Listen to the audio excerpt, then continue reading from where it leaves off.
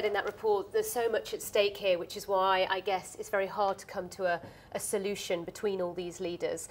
Talk us through the key issue regarding the bailout fund and also the role of the ECB that's causing so much contention right now. Well, what they're trying to do is work out a way of leveraging the bailout fund, so making it as effective and preemptive as possible.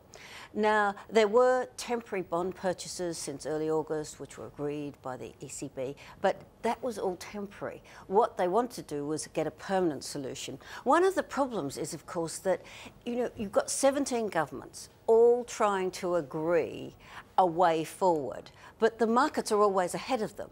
And so really you have to come up with something this weekend that says, OK, we can move quickly with the rescue fund, with the ECB.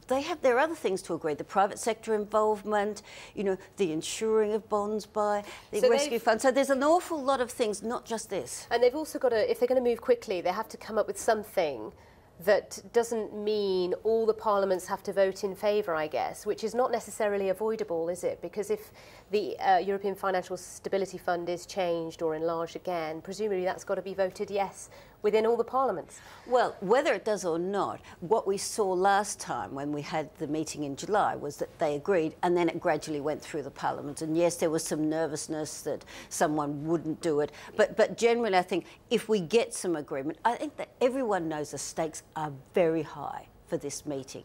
And I see this as just, the sort of backwards and forwards between the governments ahead of that meeting, well, in preparation for that meeting. So what I think is going to go on is that they will come to some agreement.